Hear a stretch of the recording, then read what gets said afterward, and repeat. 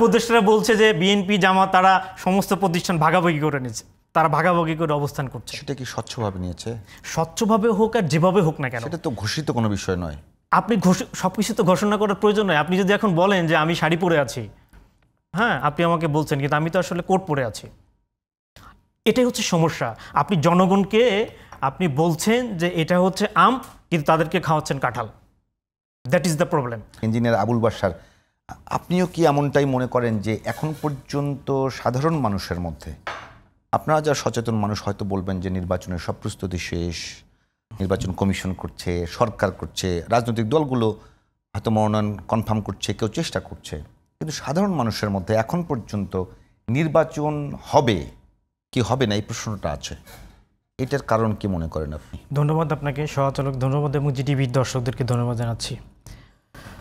আসলে আমাদের এই অভ্যুত্থানের যে আকাঙ্ক্ষা ছিল, যে মানে আকাঙ্ক্ষা নিয়ে এদেশের সাধারণ মানুষ এই আন্দোলনকে যারা বুকের রক্ত দিয়ে যারা সফল করেছে, এই সফলের পিছনে কিন্তু মানে এদেশের সমস্ত মানুষের একটা বিরাট অংশগ্রহণ ছিল, এবং তাদের প্রত্যাশা ছিল কিন্তু সেই আকাশচুম্বী।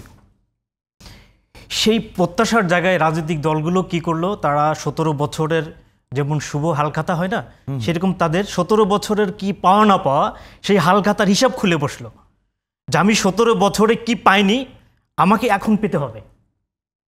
এবং অবাক হয়ে দেখলাম ছোট বাচ্চাদের মতো রাত 2টার সময় উঠে বললো যে আমাকে এখন পিঠা বানিয়ে দাও, এখনই দিতে হবে, রাত 2টা হোক 3টা হোক দিতে হবে।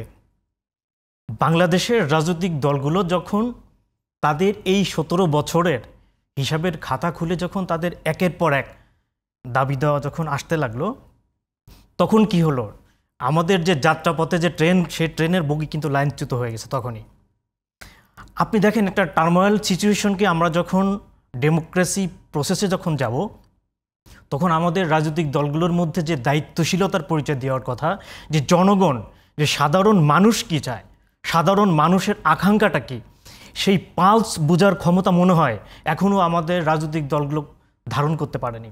এটা হচ্ছে আমাদের সবচেয়ে বেদনার জায়গা। যে কারণে দেখবেন আপনি যে যখন আপনি কোনো ইউনিভার্সিটিতে বা কোনো উচ্চ বংশে বা উচ্চ শিক্ষিত তাদেরকে যদি আপনি রাজনীতির কথা বলেন, তারা বলবে রাজনীতি তারা হেট করে।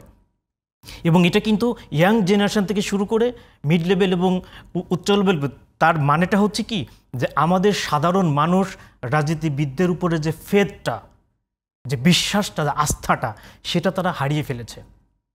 যে কারণে তারা অথবা আশায় বুক বেঁধেছিল যে ইন্টারিম একটা গভর্নমেন্ট আসছে, হয়তো তারা আমাদেরকে এই অবস্থা থেকে তারা পরিত্রাণ দেবে। বলছেন মানে অনেক বেশি শিক্ষিত, অনেক বেশি পাশ্চাত্য শিক্ষায় শিক্ষিত, অনেক বেশি সম্মানী মানুষগুলোই তো এখন সরকার চালাচ্ছে, তারপরে তো তারা ভালো করছে না।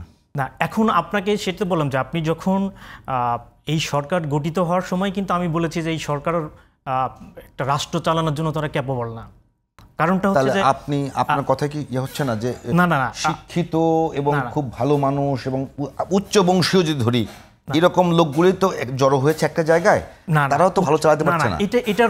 এটা যারা এখানে আছে তারা কিন্তু খুবই আপনার খুবই সমাজের ক্ষুদ্র একটি অংশ। এদেরকে আমরা যদি আপনার একদম 1 কোটি ভাগের 1 ভাগ ধরি, সেটা এটা না। কারণটা হচ্ছে যে তারা, যেটা শরীফ ভাই বলার চেষ্টা করেছিল, যে আমরা পরিবর্তিত রাজনীতিতে আমাদের প্রত্যাশা কী ছিল, আমরা বলছি যে দিল্লি চায় না, দিল্লিকে লাথি মারো বলেছি তো, এবং জনগণকে আপনি সেটা খাওয়াইছেন। এত বছর আপনি জনগণকে সেটা বলতে বাধ্য করেছেন যে এখানে দিল্লি আমাদের উপর অত্যাচার করছে, আমরা দিল্লির দাসত্ব ছিন্ন করতে চাই। কিন্তু আপনি দিল্লির দাসত্ব ছিন্ন করে আপনি আমেরিকার দাসত্বে যাচ্ছেন। যারা বলল যে সেদিন ঢাকা বিশ্ববিদ্যালয়ে যে ঢাকা না দিল্লি, ঢাকা না দিল্লি, তারা কি করে চায়নাতে যাচ্ছে, তারা কি করে আমেরিকান এম্বাসিতে যাচ্ছে, তারা কি করে অন্যান্য এম্বাসিতে যাচ্ছে? এমবিসিতে যাওয়া মানে কি দাসত্ব ঘোষণা করা? তাহলে আপনি ইন্ডিয়া যখন আপনি দিল্লি দিল্লি করে বলে, তাহলে কেন মানুষকে উদ্বুদ্ধ করেছেন? দিল্লি কি বাংলাদেশের রাজনীতিতে প্রভাব বিস্তার করেনি? অবশ্যই করেছে, কিন্তু এখন কি অন্য দেশের রাজনৈতিক, যে আমাদের রাজনৈতিক দলগুলা তারা যে অন্য অন্য দেশে যাচ্ছে, তারা কি প্রভাব বিস্তার করছে না? দিল্লির মতো রাজনৈতিক না, দিল্লির মতো না। আমার প্রশ্নটা হচ্ছে, আমি দিল্লির মতো চাই না, আমি আমেরিকার মতো চাই না, আমি বাংলাদেশের মতো চাই। সুতরাং রাজনৈতিক দলগুলো যদি এদেশের মানুষের জনগণের পালস যদি তারা বুঝতে না পারে, তারা যদি ক্ষণে ক্ষণে যদি আপনার রূপ চেঞ্জ করে, তারা কিছুদিন আগে বললো যে আমরা দিল্লি চাই না, আমরা এখন চায়না চাই, আমরা এখন পাকিস্তান চাই, এখন আমরা হচ্ছে আমেরিকা চাই, এইটা তো অ্যাকসেপ্টেবল। এই জন্য এদেশের মানুষ, আমার কাছে মনে হয় না যে বাংলাদেশে কোনো রাজনৈতিক দল এখন পর্যন্ত স্পেসিফিকভাবে কোনো দেশের দাসত্ব গ্রহণ করেছে, এরকম কেউ আছে?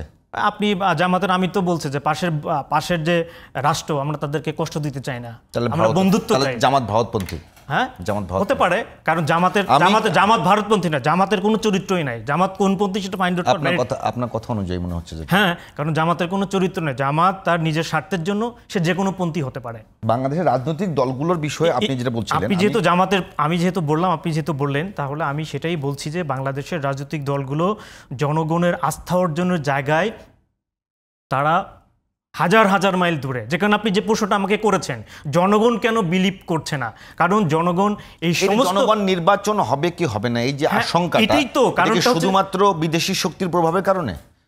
এখন আপনি অনেকগুলো বিষয় এখন আপনি দেখতে পাচ্ছেন না। আমি আপনাদের আগেও বলেছি কিরকম সেটা, যে নির্বাচনের প্রতিহত করার জন্য অনেকগুলো স্টেক হোল্ডার এবং অনেকগুলো এখানে এজেন্ট এখানে কাজ করছে যাতে নির্বাচনটা না হয়, এবং সেই প্রক্রিয়ার অংশ হিসাবে একের পর এক আপনি এক ধরনের প্রবলেম তৈরি করছেন। যেমন ঐক্যমত্য কমিশনের কথা যদি বলেন, আপনি আমাকে বলেন তো বিপু ভাই, ঐক্যমত্য কমিশন দিয়ে আপনি কি আগামী দিনে একটা সনদ তৈরি করলেন বা একটা আইন করলেন, এ দেশে কি সুখের নহর বয়ে যাবে? আপনিও জানি, আমিও জানি, বাংলাদেশের 90% প্রতিষ্ঠান করাপ্টেড, ধ্বংসপ্রায়। এখন আপনি আমাকে বলেন যে আমার পাশের যে মানুষটা দেখলাম যে সে ইউনিভার্সিটিতে টিউশনি করে পড়ছে, সে ইঞ্জিনিয়ার হলো, তার ভাঙা ঘর এখন 4 তলা 5 তলা, এবং তার কানাডাতে। একটা কথা বলেন তো, যদি আপনি বলেন এটা প্রতিরোধ করার জন্য কি আমাদের আইন, আমি স্বচ্ছ আইন লাগবে না?